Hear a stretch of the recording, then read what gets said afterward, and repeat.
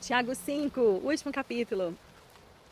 Que delícia terminar uma série aqui de vídeo com vocês. E olhei ali que eu coloquei uma roupa para secar ali e tá ventando, geralmente derruba tudo ali, o varal, a roupa, tudo no chão, mas graças a Deus tá tudo certo. Tiago 5, nós vamos falar aqui sobre justiça e esperança. Bom, Tiago ele vai terminar essa carta aqui num tom aqui, a gente já sabe, né? Já que ele é direto, o tom vai ser forte, mas também vai ter algo assim esperançoso, não vai ser só paulada, não. Ele não encerra assim, suavizando a realidade, mas ele vai encerrar, na verdade, trazendo a consciência. Ele começa falando com os ricos, e aqui é importante entender a precisão do que ele está falando aqui, né? Do ser, assim, o que realmente ele está querendo dizer, que não é uma condenação às riquezas em si, tá? É uma denúncia contra uma riqueza acumulada com injustiça e egoísmo. Então ele vai dizer para chorar, lamentar aqueles que são ricos. E aí ele conta ali um cenário onde os bens, na verdade, estão corrompidos, as roupas estão gastas e o ouro e a prata até nem tem valor. E o ponto aqui, na verdade, não é economia, o ponto é espiritual. Porque tudo que o ser humano tenta tornar como uma coisa assim absoluta, a coisa mais importante, isso é passageiro, isso é passageiro. Então Tiago, ele denuncia algo muito sério aqui, todas as coisas que ele vai colocando. E aí ele denuncia outra coisa, que os trabalhadores que foram explorados e não receberam o que era justo. Então, digamos assim, a segunda exposição aqui desse último capítulo desse livro. E ele diz que o clamor dessas pessoas chega nos ouvidos do Senhor. Então, nós vemos que o Senhor, ele não ignora a injustiça. Ele não somente vê e ouve, como também ele age. E aí depois, Tiago, ele fala com os irmãos, né? Vai mudar aqui de novo um pouquinho. E ele não fala mais em confronto, ele vai falar sobre perseverança, para sermos pacientes até a vinda do Senhor. E aí ele usa uma imagem bem simples, mas que dá para a gente entender o que ele está querendo dizer, que é uma imagem de agricultor. O agricultor, ele não pode controlar o tempo, e o que ele tem que fazer é confiar no processo. Ele espera a chuva, cuida da terra e aguarda o fruto.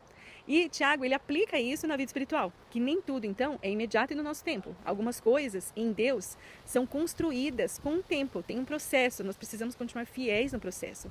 E aí ele nos encoraja a fortalecermos o nosso coração, porque muitas vezes a espera pode desgastar a nossa fé.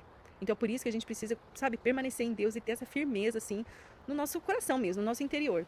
E ele lembra daí dos profetas e homens e mulheres que sofreram, mas permaneceram fiéis. Então, quando a gente lembra, não é para desvalorizar a dor, é para um encorajamento, é para a gente continuar sendo fiel. E aí tem uma conexão, na verdade, importante aqui, porque a história da fé, ela não é feita de pessoas que não tiveram dor, mas de pessoas que permaneceram firmes na dor. Então, eu achei bem legal, assim, essa conexão. E aí ele vai falar sobre oração. Então, quando ele toca nesse assunto, ele mostra que a fé, ela não é individualista, ela é comunitária. Por quê? Porque ele fala, orem uns pelos outros para serem curados. Isso inclui, então, a confissão, restauração e a gente cuidar uma da outra, que é o cuidado mútuo. Ele daí cita Elias, e diz que Elias era humano como nós, ou seja, ele não era uma exceção espiritual, ele era alguém comum que confiava em Deus, mas confiava de uma maneira profunda, e Deus respondeu. E aqui tem uma verdade, na verdade, eu estou gostando de falar isso, né? Uma verdade, na verdade. Aqui tem uma verdade muito importante, que Deus não responde porque alguém é perfeito, ele responde porque ele é fiel.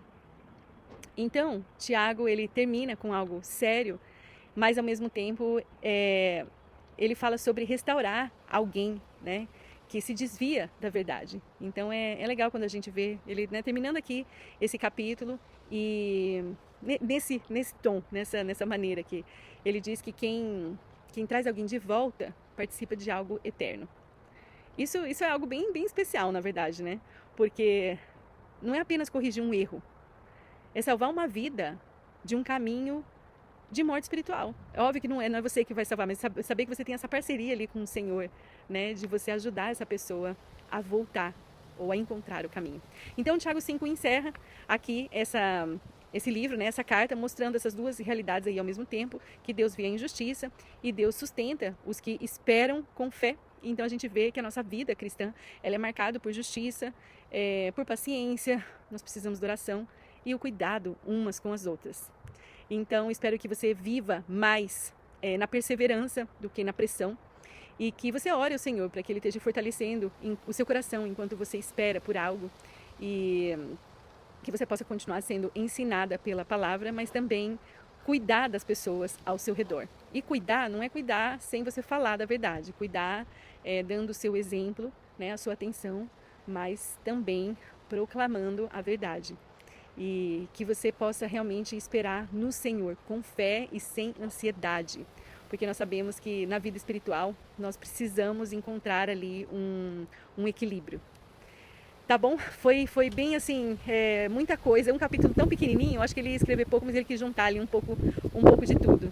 A minha gatinha veio aqui para pegar um carinho. Bom, é isso. Eu espero que você possa ajudar e ser ajudada outras pessoas a terem a caminhada delas restauradas pelo Senhor, porque no fim Deus ele não apenas observa o processo, ele vai literalmente assim sustentando cada passo. É muito importante a gente ser útil no reino, e nós sabemos que a fé não seja crer só no início. Às vezes no início, até às vezes a gente usa um termo do primeiro amor, né? Mas é que a gente possa permanecer nesse primeiro amor, permanecer firmes até o final. Tá bom? Um beijo, Deus abençoe. Se você não leu Tiago, leia Tiago.